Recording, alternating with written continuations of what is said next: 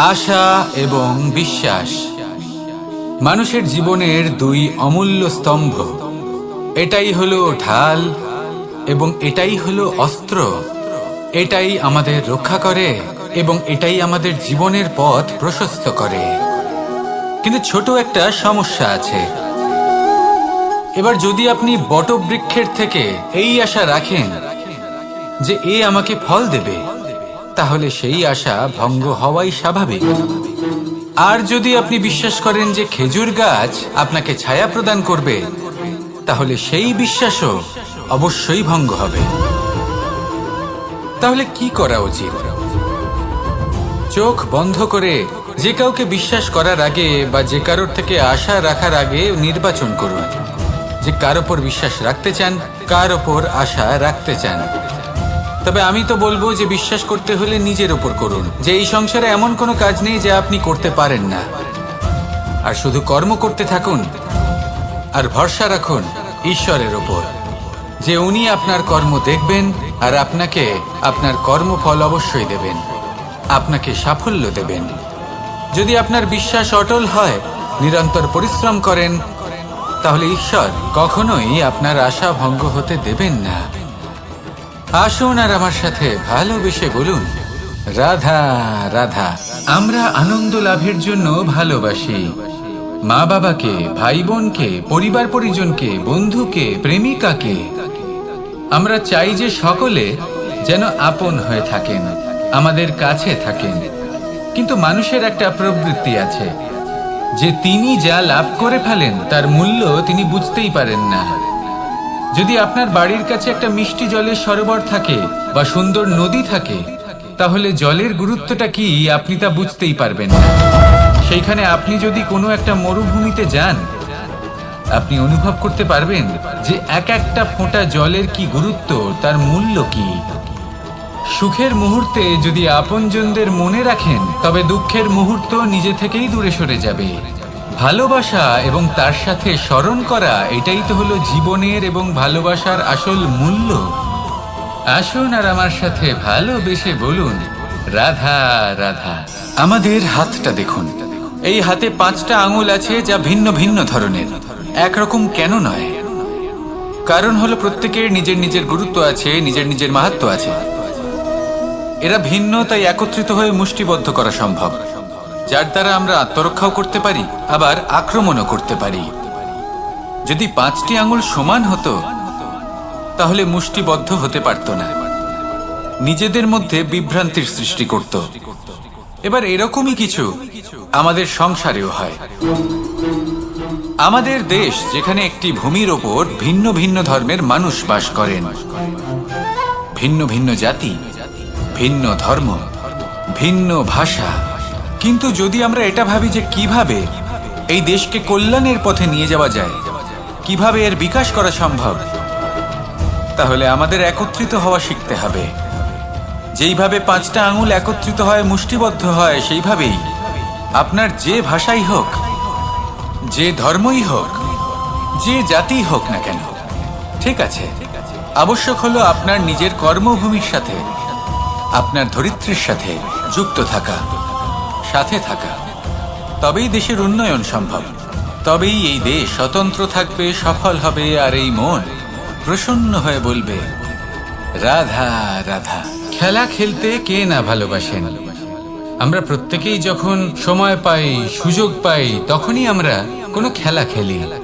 খেলার সময় 2 ধরনের মানুষ ওখানে থাকেন, 1 যারা অংশগ্রহণ করেন, আর 2 যারা দেখতে থাকেন, যারা দর্শক হয়ে দেখেন, যারা নিজের পক্ষের বিজয়ের ফলে উচ্ছ্বসিত হয়ে থাকেন, পরাজয়ের ফলে শোক পালন করেন, পরামর্শ দিয়ে থাকেন। আর বিজয়ী কে হন? বিজয়ী তিনি হন যিনি অংশগ্রহণ করেন। নির্বাচন আপনাকে করতে হবে, আপনি কি করতে চান? আপনি কি খেলোয়াড় হতে চান, নাকি আপনি দর্শক হতে চান?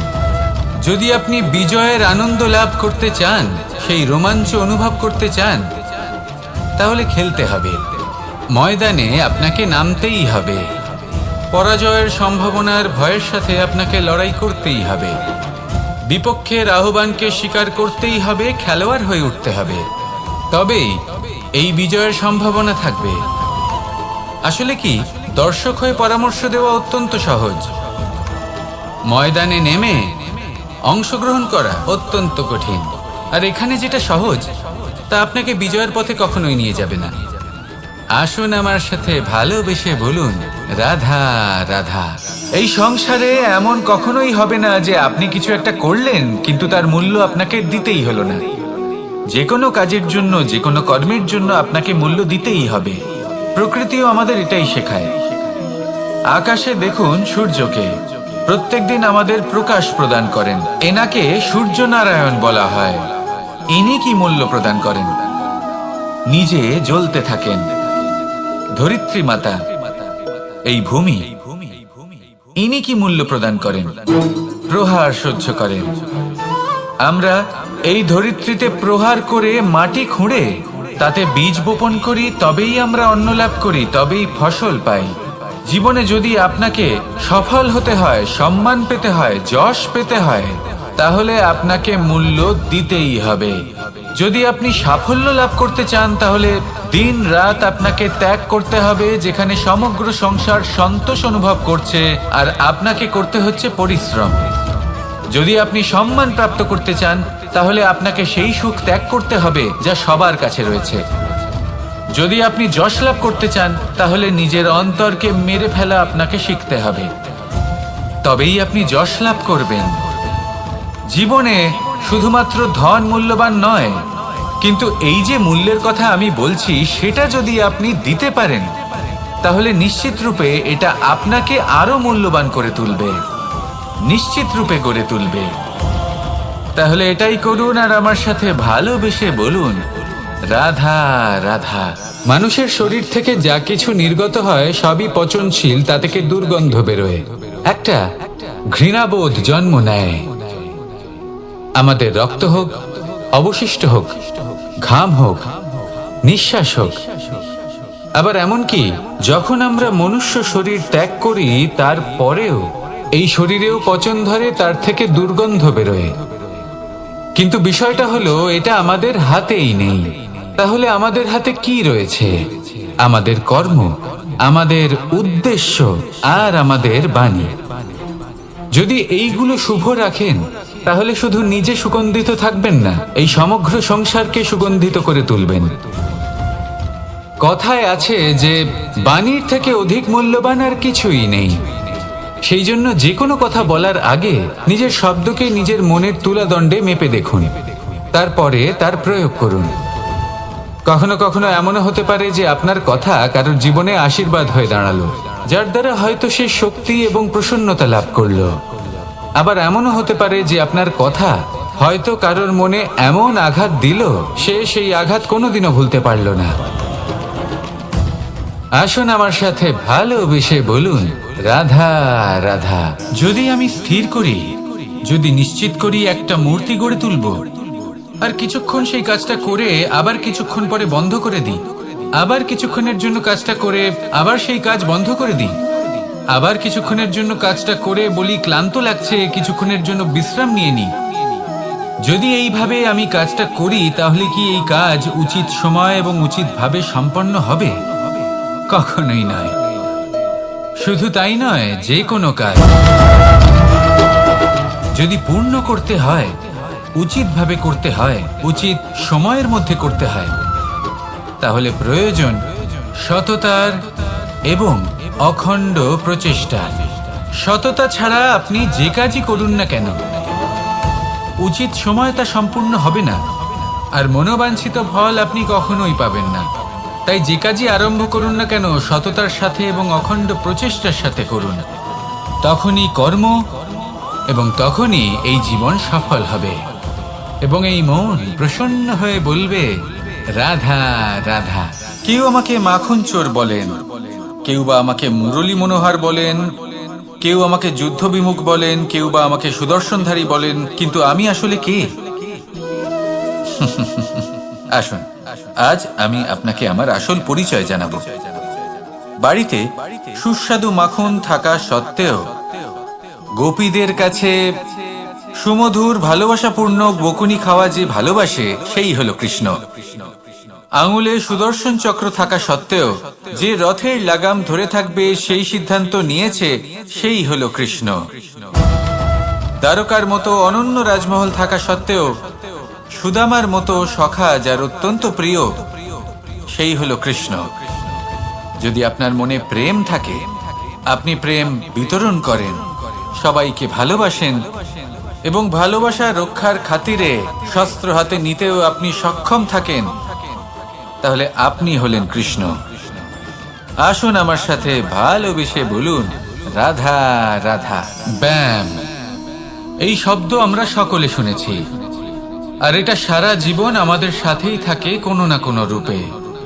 যখন আমরা জন্মগ্রহণ করি, চলতে শিখি, প্রথমে আমরা হামাগুড়ি দিয়ে চলি, পরে চলতে চেষ্টা করি কিন্তু পড়ে যাই।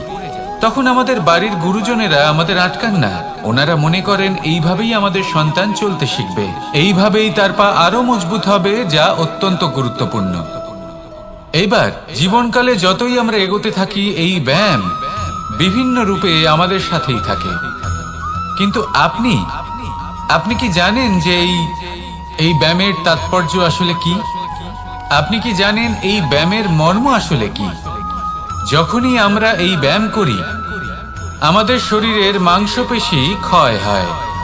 প্রথমে তা ক্ষয় হয়, তারপর আবার তা নির্মিত হয়।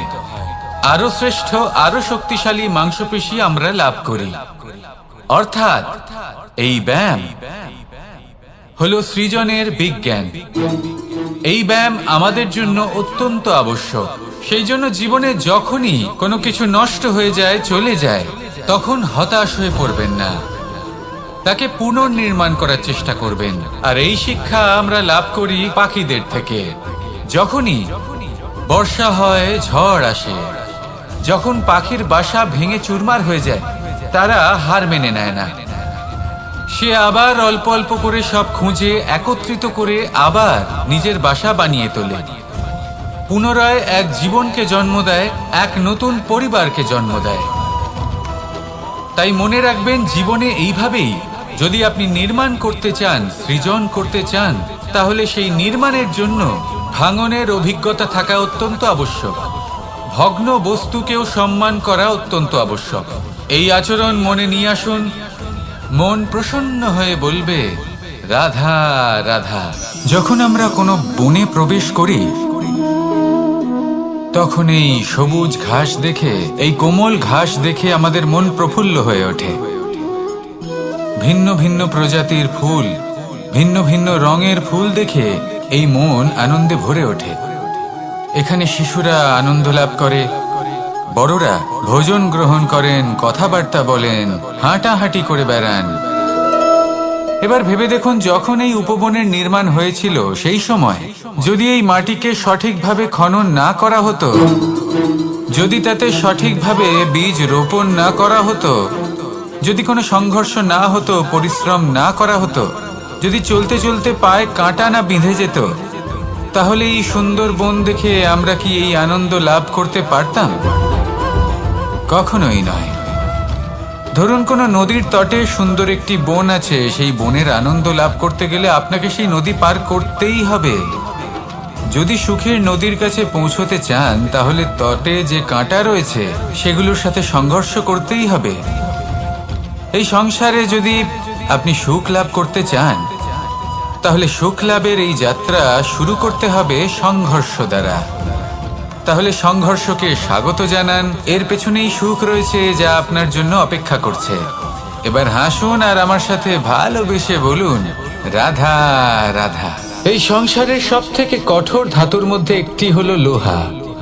লোহা দিয়ে আমরা অনেক অস্ত্র শস্ত্র লাভ করি, অনেক বস্তুও লাভ করি। এবার এই লোহাকে কাটার জন্য, একে কোনো আকার দেওয়ার জন্য কি প্রয়োগ করতে হয়? লোহা। এবার এই কথাটা আমরা সকলেই জানি যে লোহার দ্বারাই লোহাকে কাটতে হয়। এবার এই কথা আমি আপনাকে কেন বলছি? এরপরে খুব বড় একটা প্রশ্ন আসে, যা খুব বড় শিক্ষা দিয়ে যায়। এটা কেন হয় যে আমরা একটা লোহা দিয়ে একটা লোহাতে আঘাত করছি, কিন্তু যে লোহা দ্বারা আঘাত করছি তার আকার বদলাচ্ছে না, যার উপর প্রহার করছি তার আকার বদলাচ্ছে? এতে পার্থক্যটা কোথায়? পার্থক্য হলো তাপমাত্রার। দেখুন, যে লোহাকে আমরা কাটতে চাই তার তাপমাত্রা বাড়াতে হয়, তাকে গরম করতে হয়।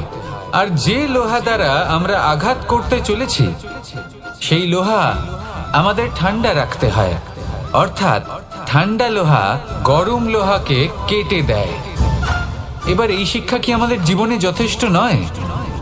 আমাদের জীবনে অনেক সমস্যা আসতে পারে, কিন্তু আমাদের এই বিষয়ে বিশেষ খেয়াল রাখতে হবে যে আমাদের মনকে আমরা যেন ঠান্ডা রাখি, এই মস্তিষ্ককে শান্ত রাখতে হবে। যদি আমরা ক্রোধ বা ঈর্ষার আগুনে জ্বলতে থাকি, বিদ্বেষের আগুনে জ্বলতে থাকি, তাহলে আমরাও সেই লোহার মতোই হয়ে যাব যার তাপমাত্রা অত্যন্ত বেশি। তখন যে কেউ এসে আমাদের বিচ্ছিন্ন করে চলে যাবে। মনে রাখবেন, যিনি যত বেশি স্থির বুদ্ধির অধিকারী, যিনি হলেন সব থেকে বেশি শান্ত, তিনি হলেন সব থেকে বেশি বলশালী।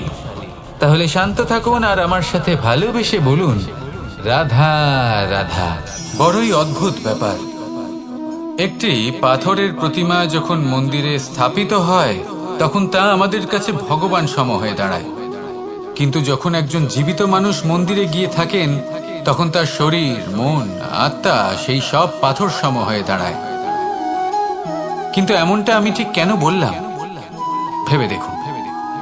মানুষ এটা চান যে কোনো পরিস্থিতি, যে কোনো স্থানেই তার বিজয় হোক, কিন্তু এখানে এসে সে পরাজিত হয়। এরকম ঠিক কেন হয়? সমস্ত খেলা হলো ভাবনা চিন্তার, বিচারধারার, দৃষ্টিভঙ্গির, উত্তরদায়িত্বের খেলা। পাষাণের এই প্রতিমা, তার একটি উত্তরদায়িত্ব আছে, আশা ধরে রাখার দায়িত্ব। সেই আশা জানিয়ে মানুষ মন্দিরে আসেন। তেমনি মানুষের একটি উত্তরদায়িত্ব আছে যেটা সে ভুলে যায়। আর সেই উত্তরদায়িত্ব হলো এটা, যে মন্দিরে যে ভগবানকে সে প্রসন্ন করতে যাচ্ছে তাকে সে তখনই খুঁজে পাবে যখন পূর্ণরূপে সে সমর্পিত থাকবে। যদি মনে সমর্পণের ভাব না থাকে তাহলে ভগবান কখনো প্রসন্ন হবেন না। নিজের উত্তরদায়িত্ব বোঝার বদলে মানুষ শুধু একটা অনুষ্ঠান পালন করেন। যেমন ফুলের একটা মালা অর্পণ করেন আর সেই কারণেই তিনি পরাজিত হন। আপনি ফুলের মালা অর্পণ করুন, প্রসাদ অর্পণ করুন, কিন্তু মনের মধ্যে পূর্ণ সমর্পণের ভাব থাকা প্রয়োজনীয়। তবেই আপনি মন্দিরে গিয়েও প্রাণবন্ত হয়ে থাকতে পারবেন, তবেই ঈশ্বরকে প্রসন্ন করতে পারবেন। আসুন আমার সাথে ভালোবেসে বলুন, রাধা রাধা। সময় এবং ধন, একটা যা প্রকৃতি আমাদের দান করেন আর একটা যা আমরা নিজেরা অর্জন করি। কিন্তু যখন হারিয়ে ফেলার প্রসঙ্গ আসে তখন আমরা এই দুই একসাথে হারিয়ে ফেলি। এই সময় যদি আপনি গুনতে থাকেন তাহলে তা এমনিও নষ্ট হয়ে যাবে, কারণ সময় গণনা করতে আপনি যে সময় ব্যতীত করেন তা তো এমনিই নষ্ট হয়ে যায়। এই সময়কে যদি আপনি একত্রিত করার চেষ্টা করেন তাহলে তা সম্ভব হবে না। সময়ের বিষয়ে শুধু একটাই কথা বলবো, আপনি যদি একে ব্যবহার করেন তাহলেই জীবনে বৃদ্ধি হবে। ধনের সাথেও এটাই হয়। কথায় আছে যে এই ধনের দ্বারাই ধন অর্জন করা সম্ভব। যদি আপনি এই ধনের যত্ন নেন এবং একে সামলে রাখেন তাহলে ধন আপনাকে সামলে রাখবে। এবার সময় আমরা প্রচুর পরিমাণে পাই, কিন্তু তার অর্থ এটা নয় যে আমরা তা নষ্ট করি। বাস্তব অর্থে সময় তা অত্যন্ত মূল্যবান। এর সদ্ব্যবহার করা যদি আপনি শিখে যান তবে এই সময়ও আপনাকে অবশ্যই অতি মূল্যবান করে তুলবে। আসুন আর আমার সাথে ভালোবেসে বলুন, রাধা রাধা।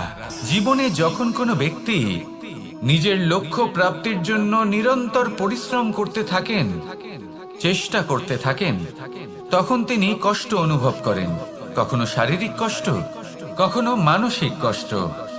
এবার উনি এটা ভাবতে থাকেন যে আমি কি উচিত করছি নাকি অনুচিত করছি।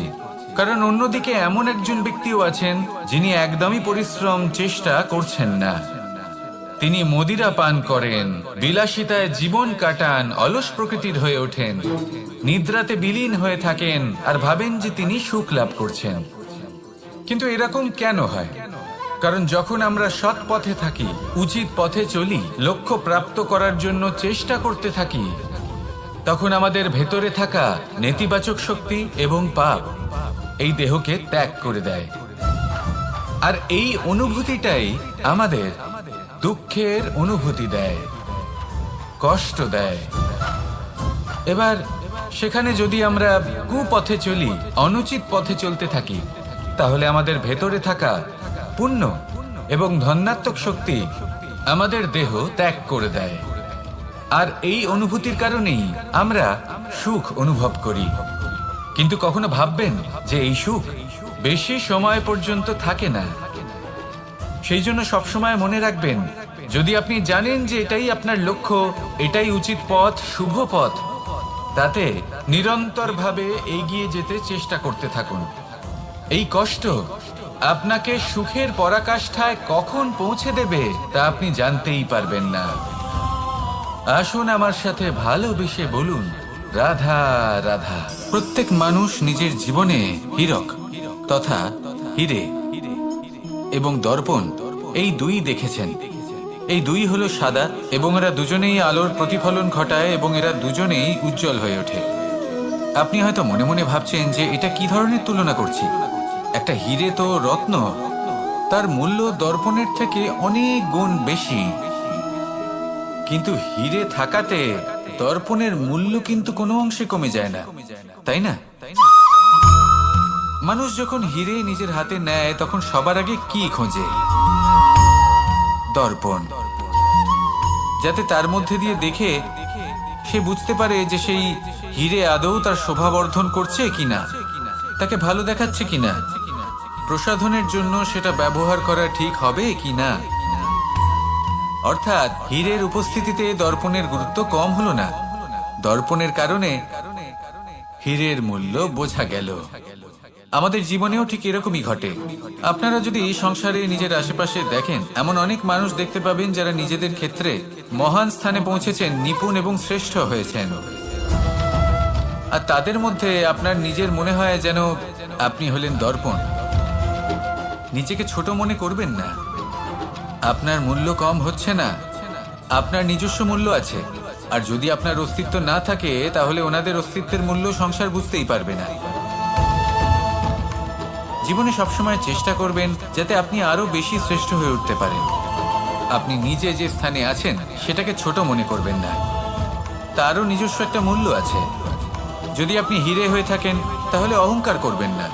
যদি আপনি দর্পণ হয়ে থাকেন তাহলে নিজেকে ছোট মনে করবেন না। আসুন আর আমার সাথে ভালোবেসে বলুন, রাধা রাধা। মানুষ জন্মগ্রহণ করে, তার সাথে ভয়েরও জন্ম হয়। ছোটবেলা থেকেই আমাদের মনে কোনো না কোনো প্রকারের ভয় থেকেই যায়। কেউ এই বিষয়ে ভয় পায় যে তার কোনো বস্তু তার থেকে দূরে চলে যাবে। কেউ এই বিষয়ে ভয় পায় যে আমি নিজেকে হারিয়ে ফেলব। কেউ এই ভেবে ভয় পায় যে আমার প্রিয়জনেরা তারা যেন আমার থেকে দূরে না চলে যায়। কেউ এই ভেবে ভয় পায় যে আমরা যেন পথ না হারিয়ে ফেলি, আদি ইত্যাদি। কিন্তু সত্যি কথা বলতে ভেবে দেখুন, এই ভয় বাস্তবে কি? শুধুই একটা মনস্থিতি, আর কিছুই নয়। যা কিছু আপনি জীবনে পেয়েছেন তা একদিন আপনাকে হারাতে হবে। এই জীবন হলো আপনারই, কিন্তু তাও একদিন সমাপ্ত হবে। তাই ভয় পেয়ে কি লাভ? এই ভয় শুধু আপনাকে জীবন যাপন করা থেকে বাধা দিচ্ছে, আর কিচ্ছু নয়। পথ হারিয়ে ফেললেই বুঝতে পারবেন যে নতুন পথ কিভাবে বানাতে হয়। কিছু মানুষকে জীবন থেকে হারালে তবেই আপনি বুঝবেন যে আপনার আপনজনকে। এই ভয়ের কারণে ভীত হয়ে থাকবেন না। এই তারা নক্ষত্র অন্ধকারের অভাবে গুরুত্ব হারায়। শিবকেও মহাদেব হওয়ার জন্য বিষ পান করতে হয়েছিল। প্রত্যেক পরিস্থিতি, প্রত্যেক সাফল্য আপনার পরীক্ষা নেবে। তাতে উত্তীর্ণ হওয়া হলো আপনার কর্ম।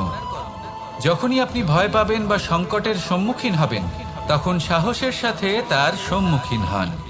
মনে রাখবেন, যে সম্মুখীন হতে জানে সাফল্য তার সাথে সবসময় থাকে। আসুন আর আমার সাথে ভালোবেসে বলুন, রাধা রাধা।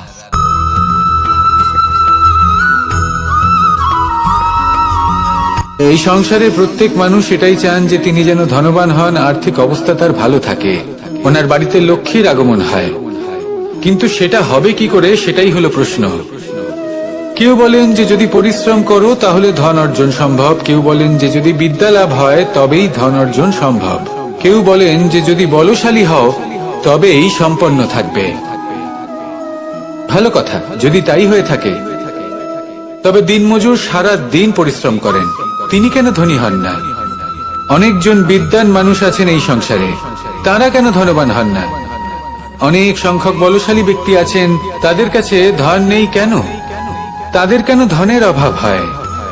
আবার এমনও কিছু মানুষ আছেন যারা পরিশ্রম করেন, তারা দিনমজুর, কিন্তু তারা ধন অর্জন করতে পারেন। কিছু বিদ্বান ব্যক্তি আছেন যাদের কাছে অধিক মাত্রায় ধন রয়েছে, কয়েকজন বলশালী ব্যক্তি রয়েছেন যাদের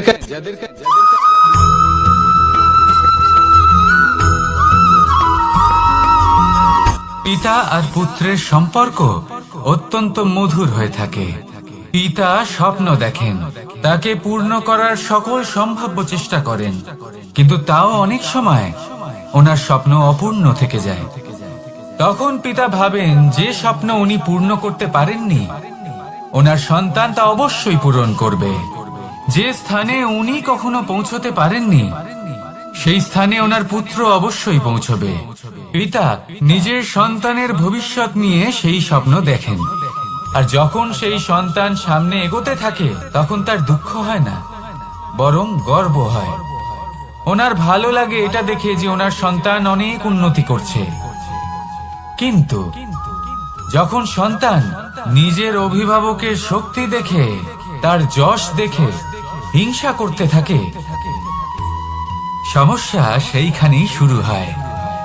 সেই জন্য সকল সন্তানকে এটা মনে রাখতে হবে, দেখুন, পুত্র হবার সুবাদে, এক সন্তান হবার সুবাদে এটা হলো আপনার অধিকার যে আপনি আপনার পিতার থেকে বেশি উন্নতি করবেন। আপনার পিতাও এটাই চান, কিন্তু সুস্থভাবে এটা করুন। একটা রেখা টেনে নিন যাতে আপনি তাতে এগোতে পারেন আর আপনার পিতার তাতে গর্ববোধ হয়, আর সেই বিষয়ে দুঃখ না হয় যে আমার সন্তান আমাকেই ছোট করার চেষ্টা করছে।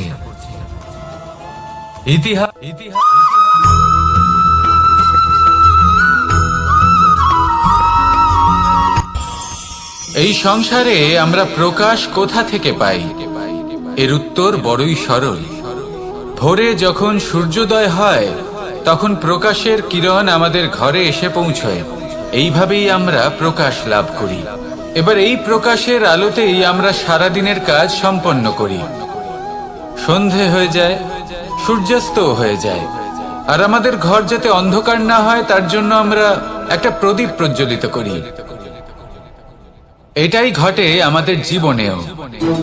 এবার প্রবাহমান আয়ুর সাথে আমরা আমাদের অন্তরে যদি একটা প্রদীপ প্রজ্বলিত করে নিই, তাহলে বিষয়টাই অন্যরকম হবে। এবার আপনি বলবেন কোন প্রকাশের কথা বলছি যা আমাদের অন্তরে জাগ্রত করা সম্ভব? আমাদের আত্মার মাঝে প্রেমের প্রকাশ জাগ্রত করার কথা বলছি, কারণ আমাদের এই জীবন এও হলো দিনের আলোর মতো। আজ প্রকাশ আছে, কিন্তু কোনোদিন অবশ্যই অস্ত হবে। কিন্তু অস্ত হবার আগে যদি আমরা আমাদের আত্মার মাঝে প্রেমের এই প্রকাশ উজ্জ্বলিত করে নিই, তাহলে আমাদের সন্ধ্যাকালও আমরা আনন্দে এবং প্রেমে যাপন করব। তাহলে আসুন আর আমার সাথে ভালোবেসে বলুন, রাধা রাধা।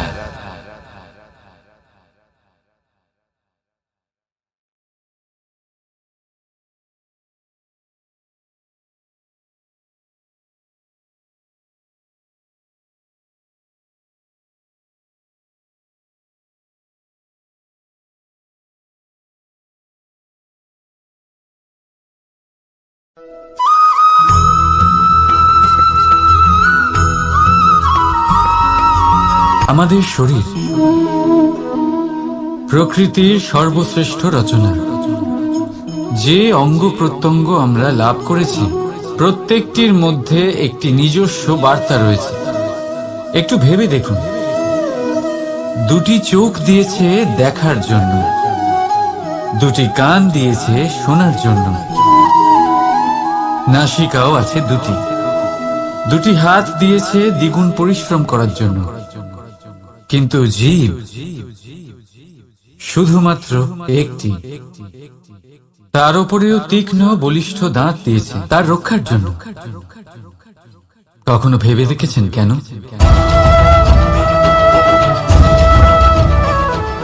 কারণ শব্দ আর শব্দের প্রয়োগ মানুষের সবচেয়ে বড় অস্ত্র, যার প্রয়োগ যত ভেবে চিন্তে করা যায় মানুষ তার জীবনে ততটাই উপরে উঠতে পারে। তাহলে মনে রাখুন, দেখুন, শুনুন আর বুঝুন বেশি, বলুন কম। রাধা রাধা।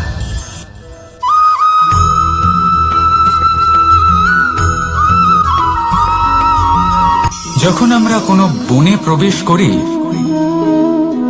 তখন এই সবুজ ঘাস দেখে, এই কোমল ঘাস দেখে আমাদের মন প্রফুল্ল হয়ে ওঠে। ভিন্ন ভিন্ন প্রজাতির ফুল, ভিন্ন ভিন্ন রঙের ফুল দেখে এই মন আনন্দে ভরে ওঠে। এখানে শিশুরা আনন্দ লাভ করে, বড়রা ভোজন গ্রহণ করেন, কথাবার্তা বলেন, হাঁটাহাঁটি করে বেড়ান। এবার ভেবে দেখুন, যখন এই উপবনের নির্মাণ হয়েছিল সেই সময় যদি এই মাটিকে সঠিকভাবে খনন না করা হতো, যদি তাতে সঠিকভাবে বীজ রোপণ না করা হতো, যদি কোনো সংঘর্ষ না হতো, পরিশ্রম না করা হতো, যদি চলতে চলতে পায়ে কাঁটা না বিঁধে যেত, তাহলে এই সুন্দর বন দেখে আমরা কি এই আনন্দ লাভ করতে পারতাম? কখনোই নয়। ধরুন কোনো নদীর তটে সুন্দর একটি বন আছে, সেই বনের আনন্দ লাভ করতে গেলে আপনাকে সেই নদী পার করতেই হবে। যদি সুখের নদীর কাছে পৌঁছতে চান তাহলে তটে যে কাঁটা রয়েছে সেগুলোর সাথে সংঘর্ষ করতেই হবে। এই সংসারে যদি আপনি সুখ লাভ করতে চান তাহলে সুখ লাভের এই যাত্রা শুরু করতে হবে সংঘর্ষ দ্বারা। তাহলে সংঘর্ষকে স্বাগত জানান, এর পেছনেই সুখ রয়েছে যা আপনার জন্য অপেক্ষা করছে। এবার হাসুন আর আমার সাথে ভালোবেসে বলুন রাধা।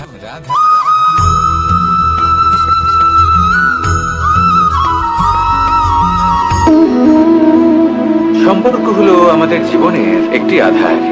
কিছু সম্পর্ক এমন যা আমরা জন্মসূত্রে লাভ করি, যেমন পরিবার, মা, বাবা। কিছু সম্পর্ক আছে যা আমরা জীবনে অর্জন করে থাকি, তা সে প্রেমের হোক, স্নেহের হোক বা বন্ধুত্বের। এই সকল সম্পর্ক লাভ করার বা গড়ে তোলার 5টি ধাপ রয়েছে। প্রথম ধাপ, কোনো ব্যক্তির সাথে আলাপ হওয়া, তার সাথে কথা বলা বা তাকে দেখা। দ্বিতীয় ধাপ, সে ব্যক্তিকে আমাদের ভালো লাগা। তৃতীয় ধাপ,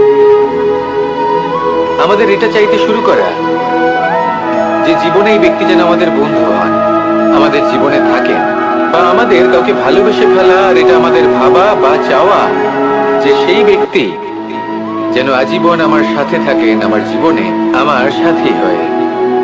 চতুর্থ ধাপ, লাভ করা। এবার এই ধাপটি অনেক মানুষের পক্ষেই খুবই সরল হয়, বড়ই সরলভাবে নিজেদের সঙ্গীকে লাভ করে থাকে। কিছু মানুষের জন্য এই ধাপ অত্যন্ত কঠিন হয়ে থাকে। অনেক প্রতিকূল পরিস্থিতির উপর জয়লাভ করে তারা সঙ্গীকে লাভ করেন, কিন্তু লাভ অবশ্যই করেন। এরপরে আসে পঞ্চম, অন্তিম এবং সব থেকে গুরুত্বপূর্ণ ধাপ। সেটা হলো সেই সম্পর্ক পালন করা। এটা হলো এমন এক বিষয় যা প্রত্যেক মানুষের শেখা উচিত। যদি ব্যক্তি নিজের জীবনে সম্পর্ক রক্ষা করতে শিখে যান, তবে প্রত্যেক সম্পর্ক তার জীবনকে স্বর্গ করে তুলবে। আসুন আর আমার সাথে ভালোবেসে বলুন রাধা রাধা।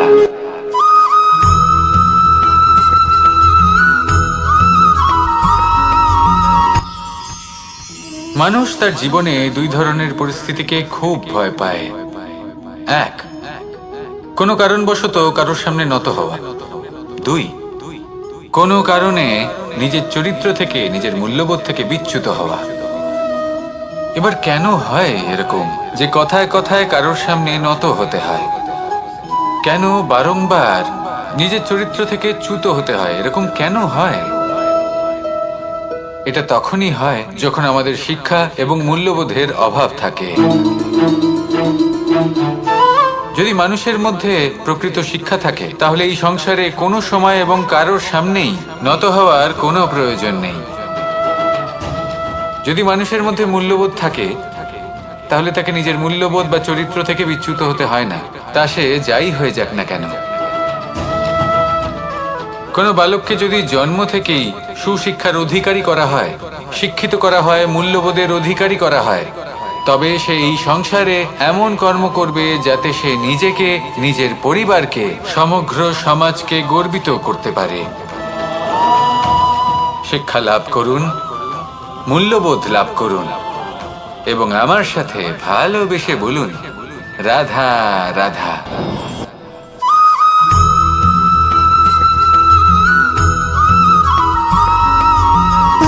সুখ, দুঃখ এবং শক্তি, এই তিন হলো এই সংসারের ত্রিদেবের মতো।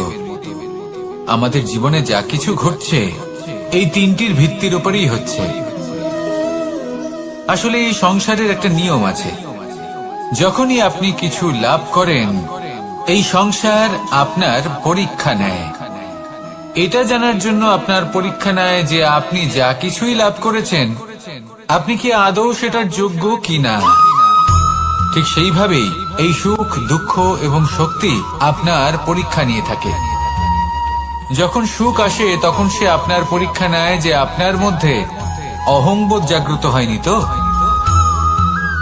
যদি অহংবোধ চলে আসে তাহলে সুখ সেখানেই সঙ্গ ত্যাগ করে। দুঃখ আপনার ধৈর্যের পরীক্ষা নিতে থাকে, আর যদি আপনার মধ্যে ধৈর্য না থাকে তাহলে এটা আপনাকে আরো বেশি দুঃখের গভীর অন্ধকারে ঠেলে দেবে। সেখানে শক্তি পরীক্ষা নেয় আপনার বিনম্রতার। যদি আপনি বিনম্র না হন তাহলে হয় এই শক্তি আপনার সঙ্গ ত্যাগ করবে, নয় এই শক্তি বিনম্রতার অভাবে আপনার পতনের কারণ হতে পারে। এই সংসারে যে কোনো ব্যক্তি যিনি এই পরীক্ষায় উত্তীর্ণ হয়ে থাকেন এই জীবনে তিনি সাফল্য লাভ করেন। আসুন আমার সাথে ভালোবেসে বলুন, রাধা রাধা।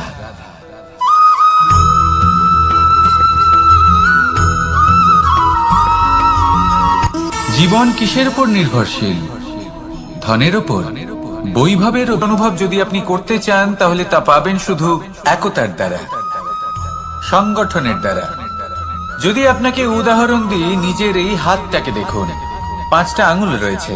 কোনো একটা বস্তুকে নিজের একটা আঙুল দ্বারা তুলে ধরার চেষ্টা করে দেখুন, বড়ই কষ্ট হবে। তখন আপনি বুঝতে পারবেন যখন এই 5টি আঙুল একত্রিত হয় তখন কোনো কাজ কতটা সহজ হতে পারে। এটাই হলো শক্তি, একতার। সব থেকে ভালো উদাহরণ যদি আপনাকে দিই তাহলে বাঁশি। এই বাঁশি থেকে অত্যন্ত মধুর সুর নির্গত হয় যা সবার মন প্রসন্ন করে দেয়। এই কথা সত্যি, কিন্তু এই বাঁশি আমি একটা বা দুটো আঙুল দিয়ে বাজাতে পারবো না। আমাকে প্রত্যেকটা আঙুল ব্যবহার করতেই হবে, তবেই এর থেকে মধুর সুর নির্গত হবে যা সকলকে প্রসন্ন করবে, ঠিক কিনা? ঠিক এইভাবেই যদি আপনি চান যে আপনার জীবনরূপী বাঁশি থেকেও মধুর সুর নির্গত হোক বা সবার মনকে প্রসন্ন করে তুলুক, তাহলে আপনাকেও জীবনে একতা নিয়ে আসতেই হবে। আপনি একাও কর্ম করতে পারেন, পথ চলতেও পারেন, সামনেও এগোতে পারেন, সাফল্যও লাভ করতে পারেন। কিন্তু যখন সকলে একসাথে এগোবেন, সেই পথে চলবেন, সেই কর্মই করবেন, তখন লক্ষ্যে অবশ্যই পৌঁছবেন, সাফল্য অবশ্যই লাভ করবেন। কিন্তু সেই সাফল্য এবং তার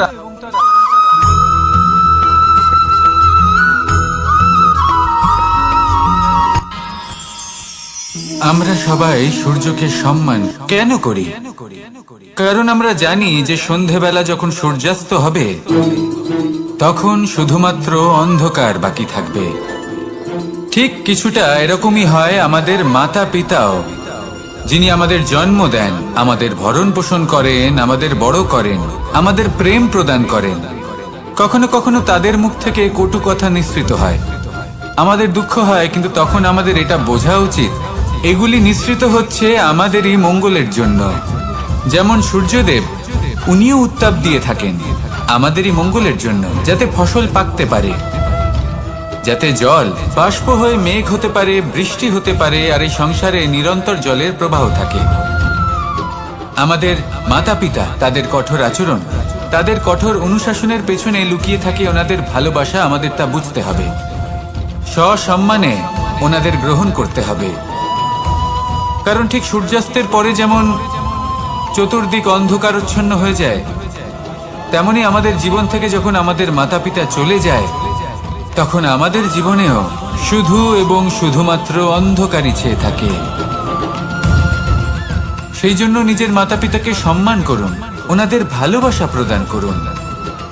এই মন আর এই জীবন প্রসন্ন হয়ে বলবে, রাধা রাধা।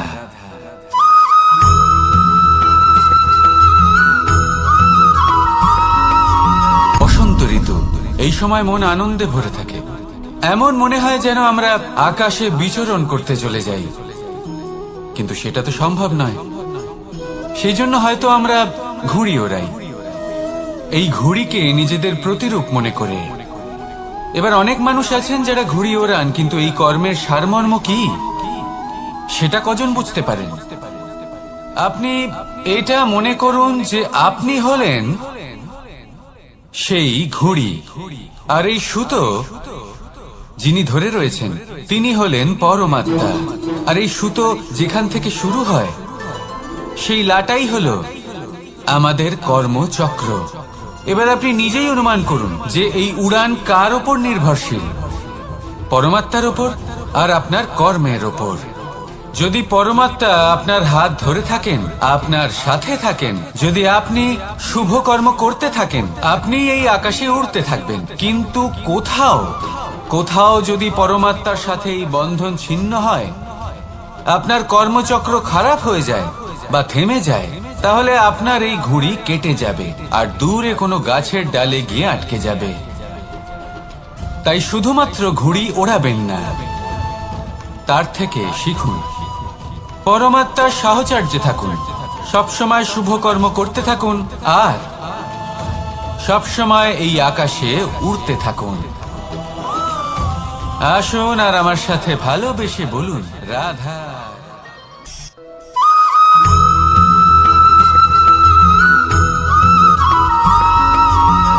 এবার অনেক সময় মানুষের মনে এরকম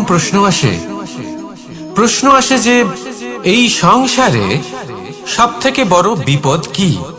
কেউ বলে ধর্ম সংকট, আবার কেউ বলে প্রাণের উপর আসা সংকট। প্রত্যেক মানুষের জীবনে বিভিন্ন সংকট আসে, আর এই সমস্ত সংকট অত্যন্ত বিচিত্র হতে পারে। এই সমস্ত সংসার হলো সংকট দ্বারা পরিপূর্ণ। ঠিক আছে, আপনাকে একটা উদাহরণ দিই। একজন ধনী ব্যক্তি, এবার ওনার জীবনে সংকট কি হতে পারে? সংকট এটাই যে কেউ তার সম্পত্তি চুরি না করে নেয়, আমরা বুঝতে পারছি। এবার একজন চোর, তার জীবনে সংকট কি হতে পারে? যে চুরি করার সময় সে যদি তার একটা কাশি চাপতে না পারে, তাহলে সে ধরা পড়ে যেতে পারে, ঠিক কিনা? আবার অনেক সময় এমনও হয় যে যার জন্য আমি সংকট, সেও আমার কাছে সংকট। যেমন এই পরিস্থিতিতে দেখুন, সংকট হলো সংকট, এ তো জীবনে থাকবে, কিন্তু এর সম্মুখীন কিভাবে হওয়া যায়? খুব সরল, সব এটার ওপর নির্ভর করে, মনের ওপর। এই মনকে নিয়ন্ত্রণ করলে সব ঠিক থাকবে। এবার যদি ধনী ব্যক্তি মনকে নিয়ন্ত্রণ করে ফেলেন, নিজের অর্থের ব্যবহার শুভ কাজের জন্য, সমাজের সেবার জন্য বিকাশ করতে করেন, ওই অর্থকে একত্রিত করে না রাখেন, তাহলে চুরির সমস্যা, এই সংকট সেখানেই কেটে যাবে।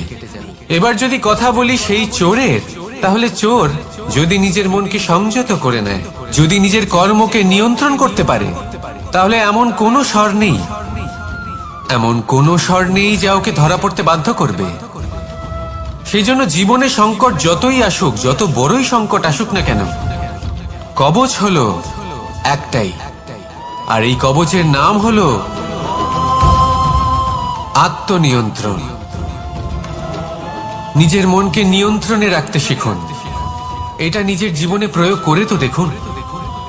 যদি আপনি করতে পারেন তবে আপনি দেখবেন যে সংকট তো জীবনে আসা যাওয়া করে, কিন্তু সেই সংকটগুলির সম্মুখীন আপনি এইভাবে করতে পারবেন। তাহলে সেটাই করুন আর আমার সাথে ভালোবেসে বলুন, রাধা রাধা।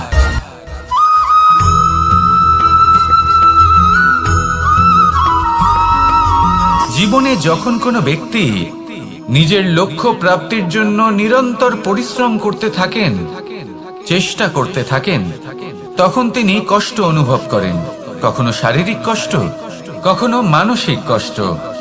এবার উনি এটা ভাবতে থাকেন যে আমি কি উচিত করছি নাকি অনুচিত করছি, কারণ অন্যদিকে এমন একজন ব্যক্তিও আছেন যিনি একদমই পরিশ্রম চেষ্টা করছেন না। তিনি মদিরা পান করেন, বিলাসিতায় জীবন কাটান, অলস প্রকৃতির হয়ে ওঠেন, নিদ্রাতে বিলীন হয়ে থাকেন আর ভাবেন যে তিনি সুখ লাভ করছেন। কিন্তু এরকম কেন হয়? কারণ যখন আমরা সৎ পথে থাকি, উচিত পথে চলি, লক্ষ্য প্রাপ্ত করার জন্য চেষ্টা করতে থাকি, তখন আমাদের ভেতরে থাকা নেতিবাচক শক্তি এবং পাপ এই দেহকে ত্যাগ করে দেয়। আর এই অনুভূতিটাই আমাদের দুঃখের অনুভূতি দেয়, কষ্ট দেয়। এবার সেখানে যদি আমরা কুপথে চলি, অনুচিত পথে চলতে থাকি, তাহলে আমাদের ভেতরে থাকা পুণ্য এবং ধনাত্মক শক্তি আমাদের দেহ ত্যাগ করে দেয়। আর এই অনুভূতির কারণেই আমরা সুখ অনুভব করি। কিন্তু কখনো ভাববেন যে এই সুখ বেশি সময় পর্যন্ত থাকে না। সেই জন্য সবসময় মনে রাখবেন, যদি আপনি জানেন যে এটাই আপনার লক্ষ্য, এটাই উচিত পথ, শুভ পথ, তাতে নিরন্তরভাবে এগিয়ে যেতে চেষ্টা করতে থাকুন। এই কষ্ট আপনাকে সুখের পরাকাষ্ঠায় কখন পৌঁছে দেবে তা আপনি জানতেই পারবেন না। আসুন আমার সাথে ভালোবেসে বলুন, রাধা রাধা।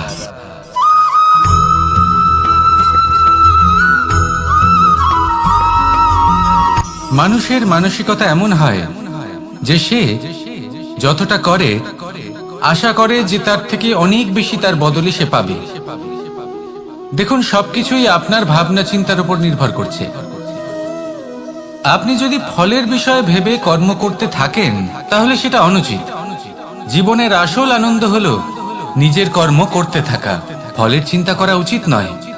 যদি আপনি এরকম ভাবেন যে আমি এতটা করছি, আমার এতটা পাওয়া উচিত, সেই ভাবনা অনুচিত।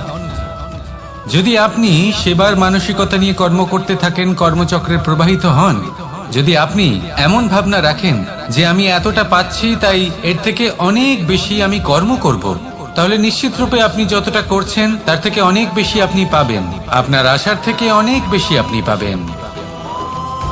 শুধু জীবনে অনেক বেশি কাজ করতে থাকুন, ফলের চিন্তা করবেন না। আর মনে রাখবেন, এই ভাবনাই সব থেকে বড় বীজ।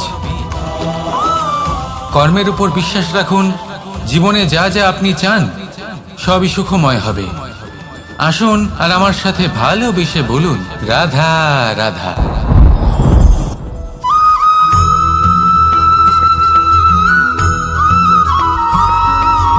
আমাদের শরীর প্রকৃতির সর্বশ্রেষ্ঠ রচনা। যে অঙ্গ প্রত্যঙ্গ আমরা লাভ করেছি প্রত্যেকটির মধ্যে একটি নিজস্ব বার্তা রয়েছে। একটু ভেবে দেখুন, দুটি চোখ দিয়েছে দেখার জন্য, দুটি কান দিয়েছে শোনার জন্য, নাসিকাও আছে দুটি, দুটি হাত দিয়েছে দ্বিগুণ পরিশ্রম করার জন্য। কিন্তু জীব শুধুমাত্র একটি। তার উপরেও তীক্ষ্ণ বলিষ্ঠ দাঁত দিয়েছে তার রক্ষার জন্য। কখনো ভেবে দেখেছেন কেন?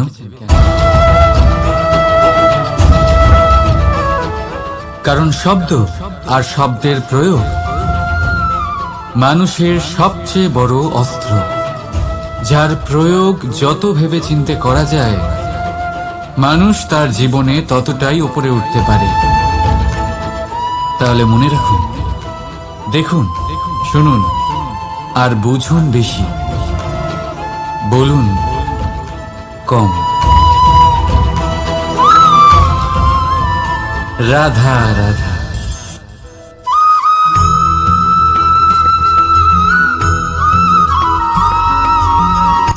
সংসারে কোনো বস্তু হোক বা ব্যক্তি হোক, তার একার গুরুত্ব কিন্তু খুব বেশি নয়। একটা উদাহরণ হিসেবে বৃষ্টির ফোঁটাকে ভেবে দেখুন। যদি একটি বৃষ্টির ফোঁটা হয় তাহলে তার খুব বেশি গুরুত্ব থাকে না, কিন্তু যখন সহস্র বৃষ্টির ফোঁটা মেঘের মধ্যে দিয়ে ঝরে পড়ে তখন সেটা বর্ষার রূপ ধারণ করে। সেই বর্ষা যা এই প্রকৃতিকে শান্ত করে। সেইভাবেই পাথরের ছোট টুকরো, তার খুব বেশি গুরুত্ব থাকে না, কিন্তু যখন অসংখ্য পাথরের টুকরো একত্রিত হয় তখন তা পর্বতের আকার ধারণ করে। সেইভাবেই কিছু মানুষ যখন একত্রিত হন তখন তৈরি হয় পরিবার, কিছু পরিবার যখন একত্রিত হয় তখন তৈরি হয় সমাজ, যখন অনেক সংখ্যক সমাজ একত্রিত হয় তখন তৈরি হয় রাজ্য। এবার এই রাজ্যের সব থেকে গুরুত্বপূর্ণ ব্যক্তি হতে পারেন রাজা, কিন্তু তাও সেই রাজা একা কিছু করতে পারেন না। যুদ্ধ লড়ার সময় তারও নিজের সৈন্যদলকে প্রয়োজন পড়ে। কিন্তু এই সংসারে এমন একজন ব্যক্তি আছেন যিনি একাই সব কাজ করতে থাকেন, এবং সেই ব্যক্তি হলেন মা। আমাদের জীবনে একজন পিতার ভূমিকা কিন্তু নিঃসন্দেহে অমূল্য, কিন্তু আমাদের সকলের জীবনে যে ভূমিকা একজন মায়ের তা অন্য কারোর থাকে না। একজন মা একাই সন্তানকে বড় করতে পারেন, সংস্কারী করে তুলতে পারেন, তার জন্য পরিশ্রম করেন। আর এত কিছু কাজ করার পরেও তার কাজের জন্য তিনি প্রশংসা অবশ্য পান না। উল্টে যদি সেই সন্তান অনুচিত পথে চালিত হয়, অনুচিত কর্ম করে, তখন সেই মাকেই অপবাদের পাত্র হয়ে উঠতে হয়। আমাদের জীবনে মায়ের যোগদান কতটা সেটা বুঝুন। আপনাকে বড় করে তোলার জন্য উনি কতটা পরিশ্রম করেছেন সেটা বুঝুন। আজ থেকে, এখন থেকে, এই মুহূর্ত থেকে মাকে সম্মান করতে শিখুন। যখন সময় পাবেন, যখন সুযোগ হবে, তখন তার প্রশংসা করুন, ওনারও ভালো লাগবে। আর মায়ের এই মমতার জন্য, তার এই ভূমিকার জন্য আসুন সবাই মিলে আমরা তাকে প্রণাম করি, আর সকলে মিলে ভালোবেসে বলি রাধা রাধা।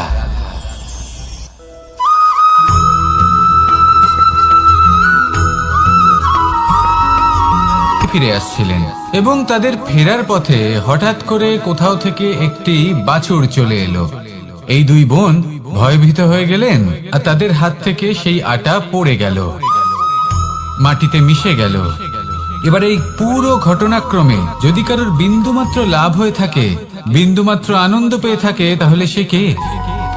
সেই ছোট বোন, যিনি মাঝে মাঝেই গমের দানা তুলছিলেন এবং খাচ্ছিলেন। কিছুটা হলেও উনি আনন্দ লাভ করেছিলেন। এবার এরকমই হলো আমাদের জীবনে ভক্তি এবং ভালোবাসা সংক্রান্ত বিষয়। মানুষ নিজের জীবনের দৈনিক কাজে এতটাই ব্যস্ত হয়ে পড়েন, প্রত্যেকদিন শুধু কাজ কাজ কাজ কাজ করতে থাকেন, আর তাতে ভক্তি এবং ভালোবাসার জন্য সময় বার করতেই পারেন না। দেখুন, জীবনে ভক্তি আর প্রেমের এই যে ছোট ছোট মুহূর্ত আছে, এগুলো যদি আপনি যাপন করতে পারেন তাহলে তাতেই আপনি তৃপ্তি লাভ করবেন। বাকি সবই আপনার ব্যর্থ বলেই মনে হবে। জীবনে যখনই আপনি কোনো কাজ করবেন, ঈশ্বরের প্রতি সমর্পিত হয়ে সেই কাজ করুন। আর যখনই সময় পাবেন, তাহলে সেই সময় নিজের আপনজনদের দিন, যাদের আপনি ভালোবাসেন, তাদের প্রতি যত্নবান হন, তাদের শুভাকাঙ্ক্ষী হন। এই প্রেম আর ভক্তির ছোট ছোট মুহূর্তগুলো আপনার জীবনকে চরিতার্থ করে তুলবে। আসুন আমার সাথে ভালোবেসে বলুন রাধা রাধা।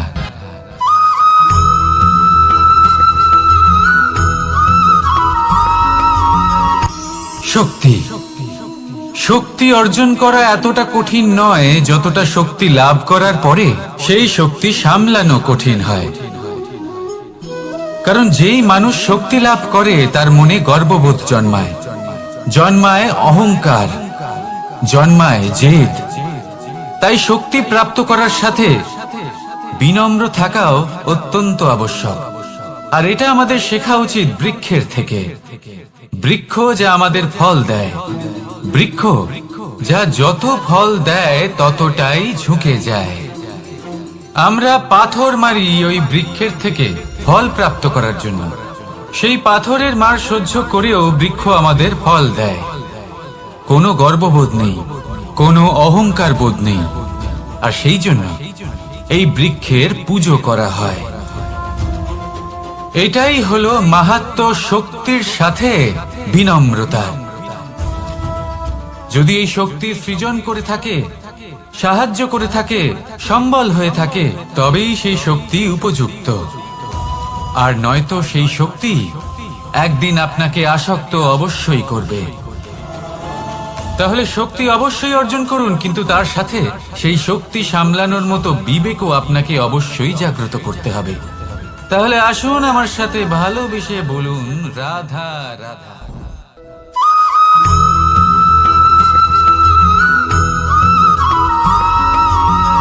যখন আমরা কোনো বনে প্রবেশ করি, তখন এই সবুজ ঘাস দেখে, এই কোমল ঘাস দেখে আমাদের মন প্রফুল্ল হয়ে ওঠে। ভিন্ন ভিন্ন প্রজাতির ফুল, ভিন্ন ভিন্ন রঙের ফুল দেখে এই মন আনন্দে ভরে ওঠে। এখানে শিশুরা আনন্দ লাভ করে, বড়রা ভোজন গ্রহণ করেন, কথাবার্তা বলেন, হাঁটাহাঁটি করে বেড়ান। এবার ভেবে দেখুন, যখন এই উপবনের নির্মাণ হয়েছিল সেই সময় যদি এই মাটিকে সঠিকভাবে খনন না করা হতো, যদি তাতে সঠিকভাবে বীজ রোপণ না করা হতো, যদি কোনো সংঘর্ষ না হতো, পরিশ্রম না করা হতো, যদি চলতে চলতে পায়ে কাঁটা না বিঁধে যেত, তাহলে এই সুন্দর বন দেখে আমরা কি এই আনন্দ লাভ করতে পারতাম? কখনোই নয়। ধরুন কোনো নদীর তটে সুন্দর একটি বন আছে, সেই বনের আনন্দ লাভ করতে গেলে আপনাকে সেই নদী পার করতেই হবে। যদি সুখের নদীর কাছে পৌঁছতে চান, তাহলে তটে যে কাঁটা রয়েছে সেগুলোর সাথে সংঘর্ষ করতেই হবে। এই সংসারে যদি আপনি সুখ লাভ করতে চান, তাহলে সুখ লাভের এই যাত্রা শুরু করতে হবে সংঘর্ষ দ্বারা। তাহলে সংঘর্ষকে স্বাগত জানান, এর পেছনেই সুখ রয়েছে যা আপনার জন্য অপেক্ষা করছে। এবার হাসুন আর আমার সাথে ভালোবেসে বলুন, রাধা।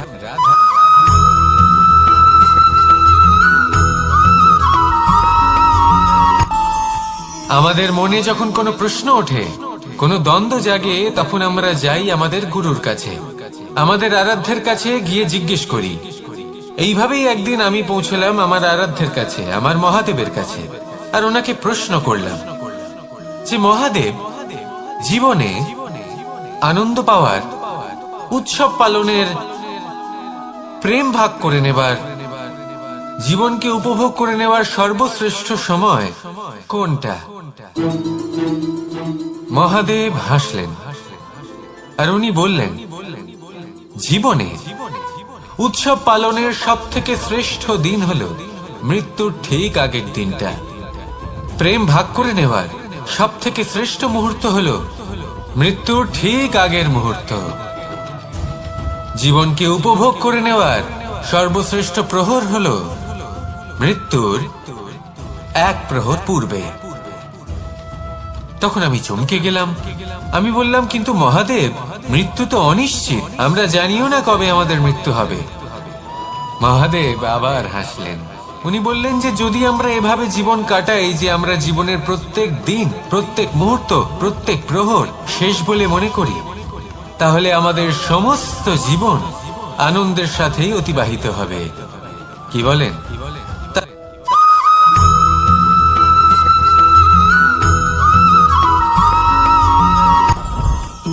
জীবনে কিছু শেখা অত্যন্ত গুরুত্বপূর্ণ। এবার কি কি শিখতে হবে সেই সব শেখানোর জন্য অনেক শিক্ষক রয়েছেন, কিন্তু কি শিখবেন না আর কি করবেন না, এটা আমাদের নিজের অভিজ্ঞতা দিয়ে শিখতে হয়। কিন্তু তার মানে এটা নয় যে যদি আপনাকে শিখতে হয় যে আগুনের তাপ কতটা, আপনাকে আগুনের মধ্যে হাত দিতে হবে। না, অন্য কারোর অভিজ্ঞতা দ্বারাও শিখতে পারেন। প্রশ্ন শুধুমাত্র একটাই যে আপনি কি শিখতে চান নাকি চান না। যদি আপনি এটাই ভাবেন যে আমি শুধুই নিজের অভিজ্ঞতা দ্বারাই শিখতে চাই, তাহলে জীবনকাল ছোট মনে হবে, অনেক কিছুই শিখতে পারবেন না। তাই নিজের সাথে সাথে বড়দের অভিজ্ঞতার দ্বারাও শেখা শুরু করে দিন। এই সংসারের অভিজ্ঞতা দ্বারা শিখতে শুরু করে দিন। আর এটা নিশ্চিত রূপে শেখা আবশ্যক যে কখন কি করবেন না, কোথায় থামতে হবে আর কোথায় থামবেন না। তাহলে আসুন আর আমার সাথে ভালোবেসে বলুন, রাধা রাধা।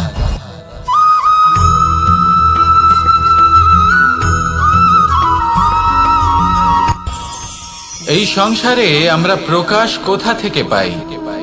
এর উত্তর বড়ই সরল। ভোরে যখন সূর্যোদয় হয় তখন প্রকাশের কিরণ আমাদের ঘরে এসে পৌঁছয়। এইভাবেই আমরা প্রকাশ লাভ করি। এবার এই প্রকাশের আলোতেই আমরা সারাদিনের কাজ সম্পন্ন করি। সন্ধে হয়ে যায়, সূর্যাস্ত হয়ে যায়, আর আমাদের ঘর যাতে অন্ধকার না হয় তার জন্য আমরা একটা প্রদীপ প্রজ্বলিত করি। এটাই ঘটে আমাদের জীবনেও। এবার প্রবাহমান আয়ুর সাথে আমরা আমাদের অন্তরে যদি একটা প্রদীপ প্রজ্বলিত করে নিই তাহলে বিষয়টাই অন্যরকম হবে। এবার আপনি বলবেন কোন প্রকাশের কথা বলছি যা আমাদের অন্তরে জাগ্রত করা সম্ভব? আমাদের আত্মার মাঝে প্রেমের প্রকাশ জাগ্রত করার কথা বলছি। কারণ আমাদের এই জীবন এও হলো দিনের আলোর মতো। আজ প্রকাশ আছে, কিন্তু কোনোদিন অবশ্যই অস্ত হবে। কিন্তু অস্ত হবার আগে যদি আমরা আমাদের আত্মার মাঝে প্রেমের এই প্রকাশ উজ্জ্বলিত করে নিই তাহলে আমাদের সন্ধ্যাকালও আমরা আনন্দে এবং প্রেমে যাপন করব। তাহলে আসুন আর আমার সাথে ভালোবেসে বলুন, রাধা রাধা।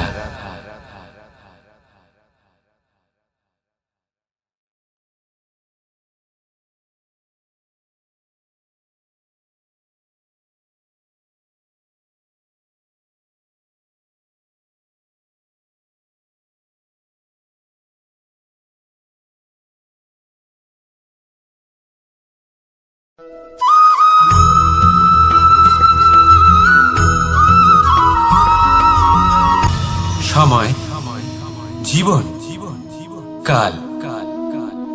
দেখতে গেলে এই তিনটি শব্দ একটি শব্দেরই সমার্থক শব্দ মনে হয়, কিন্তু এই শব্দগুলির অর্থ কি সমান?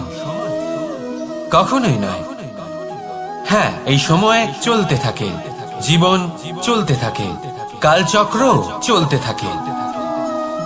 এই সময় কেটে যায়, কিন্তু এই জীবন একে যাপন করতে হয়। কি বলেন? এই জীবনে কিছু করুন বা কিছু না করুন, জীবন এমনি কেটে যাবে, আপনি জানতেও পারবেন না। কিন্তু সেটা আমাদের উদ্দেশ্য নয়, একে যাপন করতে হবে। এই জীবনে প্রেরণা পেতে শিখুন, প্রেরণা দিতে শিখুন, আহ্বান গ্রহণ করতে শিখুন, আহ্বান জানাতে শিখুন, মহান কাজ করতে শিখুন, ধন্যাত্মক বোধ জাগিয়ে তুলুন। জীবন অতিবাহিত করার অর্থ কি তা আপনি শিখে যাবেন। কারণ সময় কেটে যায়, সমস্ত যুগ কেটে যায়, কিন্তু জীবনের রীতি জীবন কাটিয়ে দেওয়া নয়, জীবন যাপন করা। এই জীবন সম্পূর্ণরূপে অনুভব করতে হবে, নতুন পথ বানাতে হবে। এবারে যদি এই জীবন বাঁচার সময় একবার ভেবে দেখুন, যদি মনে প্রেম থাকে, সদ্ভাবনা থাকে, তাহলে কি হবে? এই জীবনকে বাঁচার অনুভূতিটাই অন্যরকম হয়ে যাবে, একটা আনন্দময় অনুভূতি লাভ করবেন। তাহলে এটাই করুন আর আমার সাথে ভালোবেসে বলুন, রাধা রাধা।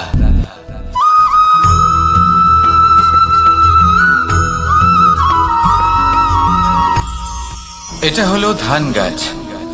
এর থেকে যে চাল উৎপন্ন হয় তা মানুষ গ্রহণ করেন। আর এটা কি? এ হলো জংলি ঘাস। একবার ভেবে দেখুন, যদি এই জংলি ঘাস ধান গাছের আশেপাশে থাকে তাহলে কি হবে? ধান উৎপন্ন হতে পারবে? তা উৎকৃষ্ট হতে পারবে? আমরা কি তা গ্রহণ করতে পারবো? কখনোই নয়।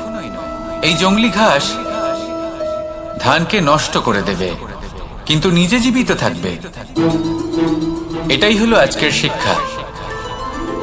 এই সংসারে যদি আপনি নীতির পথে চলতে চান, উচিত কর্ম করতে চান, সংসারকে সেবা করতে চান, তাহলে জংলি ঘাসের মতো ব্যক্তিদের থেকে সবসময় দূরে থাকতে হবে। সেই ব্যক্তি যারা দুর্নীতি এবং মিথ্যা দ্বারা পরিপূর্ণ, যাদের ব্যবহার অশুভ, যাদের অনেক অশুভ গুণ রয়েছে, তারা সঠিক নয়।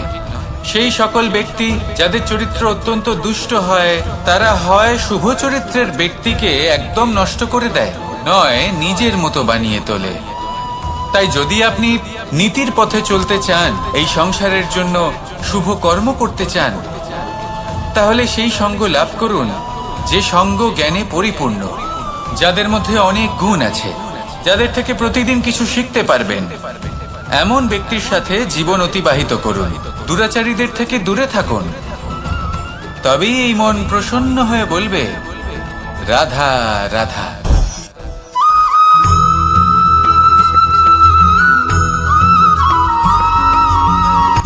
সূচের শেষে একটি ছিদ্র থাকে, যার দ্বারা আমরা এই সুতো পরাতে পারি, আর তারপর সূচের সাহায্যে এই সুতো দিয়ে বস্ত্র সেলাই করা যায়। কিন্তু যদি সুতোটা সোজা করে ধরা না হয়, তাহলে সূচে কখনো এই সুতো পরানোই সম্ভব নয়।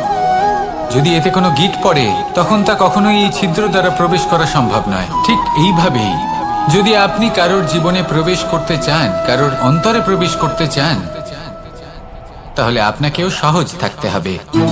এতে কোনো গিঁট থাকলে চলবে না, অর্থাৎ মনে যাতে কোনো মালিন্য না থাকে, যেন কোনো কুচিন্তা না থাকে। যদি এসব থাকে, তাহলে আপনি কখনো কারোর জীবনে প্রবেশ করতে পারবেন না। আর যদি কোনোভাবে আপনি প্রবেশ করেও যান, তাহলে তার মনে ঘর করতে পারবেন না। নিজেকে এই সুতোর মতন করে তুলুন, সহজ। মনে যেন কোনো কুচিন্তা না থাকে, সবার প্রতি যেন সদ্ভাবনা থাকে, শুভ চিন্তা থাকে। এমনটা করতে থাকুন। এমন একটা দিন আসবে যেদিন এই সমস্ত সংসারের ব্যক্তির মনে আপনি বাস করবেন, আর তখন এই মন প্রসন্ন হয়ে বলবে, রাধা রাধা।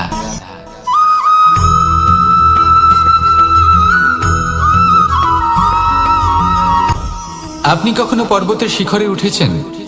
আপনি দেখতে পাবেন পর্বতের পদতলে প্রচুর সুন্দর ফুল রয়েছে, সবুজ বনানী রয়েছে। যত আপনি ওপরে উঠতে থাকবেন, তত ফুল কমতে থাকবে, সবুজ বনানী কমতে থাকবে। আরো কিছুটা ওপরে উঠলে কাঁটা জাতীয় গাছ দেখতে পাবেন, শুকনো গাছ দেখতে পাবেন। আরো যদি ওপরে ওঠেন, তাহলে পাষাণ দেখতে পাবেন। আরো ওপরে উঠলে হিমখণ্ড দেখতে পাবেন। এই যে পর্বত, তা মনুষ্য জীবনের সব থেকে উত্তম উদাহরণ। মানুষ যখন সাফল্যের শিখরে পৌঁছতে চান, মহানুভবতার শিখরে পৌঁছতে চান, পথে যত আস্তে আস্তে উপরে উঠতে থাকেন, ততই ভৌতিক বস্তু তার থেকে বিচ্ছিন্ন হতে থাকে। যদি তিনি সেই ভৌতিক বস্তুগুলি ত্যাগ না করতে পারেন, তাহলে কখনোই সেই স্থানে পৌঁছতে পারবেন না। আর মানুষ যদি উচিত ত্যাগ করতে পারেন, পথে অগ্রসর হতে থাকেন, এগোতে থাকেন, তাহলে একদিন না একদিন তিনি মহানুভবতার, জ্ঞানের, সাফল্যের হিমের স্বাদ অবশ্যই লাভ করবেন। মনে রাখবেন, মানব জীবনে ত্যাগ হলো অত্যন্ত গুরুত্বপূর্ণ অংশ। আসুন আমার সাথে ভালোবেসে বলুন, রাধা রাধা।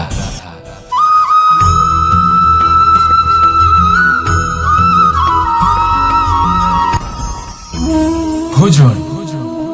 এবার ভোজন সংগ্রহ করার জন্য মানুষ কি না করেন, সব সময় চেষ্টা করতে থাকেন। ফসল উৎপাদনের জন্য অনেক পরিশ্রম করতে থাকেন, কিন্তু অনেক সময় অনেক পরিশ্রম করার পরেও ফসল ভালো উৎপাদন হয় না। এর কারণ কি? কারণ হলো এটাই যে আপনি পরিশ্রম হয়তো অনেক করেছেন, কিন্তু আপনার নজর তো সেই বীজের দিকে ছিলই না যা আপনি রোপণ করেছেন। সেই জন্য সব সময় কোনো বীজ রোপণ করার আগে তাকে পরখ করে দেখুন, তা অত্যন্ত আবশ্যক। আর সেইভাবেই যখনই কোনো কর্মের প্রশ্ন আসে, তাহলে সেখানে শুধুমাত্র পরিশ্রম যথেষ্ট নয়। সেই কাজের প্রতি আপনার কর্তব্য কি, আপনার উদ্দেশ্য কি, সেটা জানা হলো অত্যন্ত গুরুত্বপূর্ণ। তাই কর্ম করুন, কিন্তু সেই কর্মের প্রতি আপনার যা উদ্দেশ্য, তার মাহাত্ম্য বুঝতে চেষ্টা করুন। তাহলে আসুন আমার সাথে ভালোবেসে বলুন, রাধা রাধা।